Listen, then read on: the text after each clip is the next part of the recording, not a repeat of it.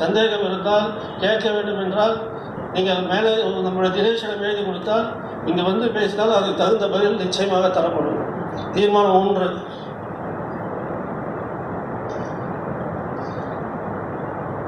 நமது தமிழ் திரைப்பட தயாரிப்பாளர் சங்கத்தின் 26, 29ஆம் ஆண்டிற்கான தேர்தலை சிறப்பாக நடத்தி முடித்ததற்காக ஓய்வு பெற்ற நீதியரசர் திரு ராஜேஸ்வரன் அவர்களுக்கும் அவரது உதவியாளர்களுக்கும் சிறப்பான முறையில் அமைதியாக தேர்தலை நடத்திட ஒத்துழைப்பு தந்த காவல்துறைக்கும் அரசு அதிகாரிகளுக்கும் மற்றும் கந்தசாமி நாயுடு கல்லூரி நிர்வாகத்திற்கும் கல்லூரி உதவியாளர்களுக்கும் இந்த பொதுக்குழு நன்றியை தீர்மானமாக நிறைவேற்றி தருகிறது.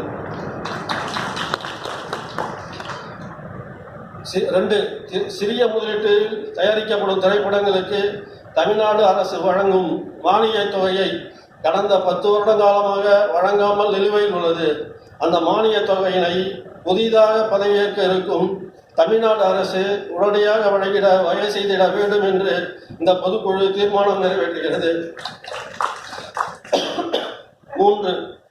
தமிழ் திரைப்பட சீரமைப்பு குறித்து தென்னிந்திய திரைப்பட தொழிலாளர்கள் சம்மேளனம், தமிழ்நாடு திரைப்பட இயக்குநர்கள் சங்கம், தென்னிந்திய திரைப்பட ஒதிப்படைவாளர் சங்கம், தென்னிந்திய திரைப்பட தொழிற்பாளர் சங்கம், தென்னிந்திய திரைப்பட நிர்வாகிகள் சங்கம் ஆகிய சங்கங்களுடன் பேச்சுவார்த்தை நடத்தி ஒப்பந்தம் போடப்பட்டுள்ளது.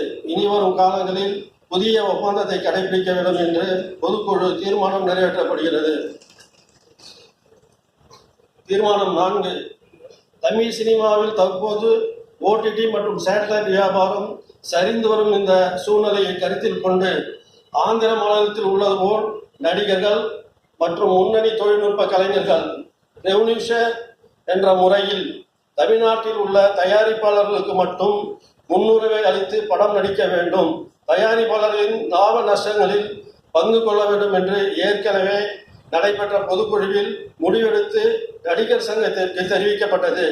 ஆனால் அது குறித்து எந்தவித நடவடிக்கையும் மேற்கொள்ளாமல் உள்ளார்கள்.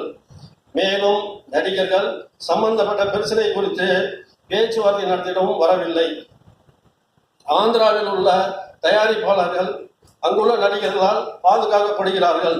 ஆனால் தமிழ்நாட்டில் தற்போது விரல் விட்டு எண்ணக்கூடிய தயாரிப்பாளர் கூட இனி திரைப்படங்கள் எடுக்கும் தயங்கும் சூழ்நிலை ஏற்பட்டுள்ளது. எனவே இனிவரும் காலங்களில் மீடியம் மற்றும் பெரிய பட்ஜெட் திரைப்படங்கள் ரெவன்யூ ஷேர் முறையில் மட்டுமே தயாரிப்பது என்று முடிவெடுக்கப்பட்டுள்ளது. மேலும் இந்த விஷயத்தை சினிமா துறையில் உள்ள அனைவரின் கவனத்திற்கு கொண்டு சேர்க்கும் வகையில் ஒரு நாள் அடையாள வேலை நிறுத்தம், அதாவது மே 2ஆம் தேதி ஒரு நாள் அனைவருடைய கவனத்தையும் ஈர்க்கிற வகையில் பெப்சியின் அனுமதியுடன் பெப்சியின் ஒத்துழைப்புடன் நடைபெறும் என்பதை இந்த தீர்மானத்தின் வாயிலாக நீங்கள் பெருத்த கரவொலியின் மூலமாக அனைவரின் கவனத்தை ஈர்க்கிற வகையில் நிறைவேற்றி தருமாறு கேட்டுக்கொள்கிறேன்.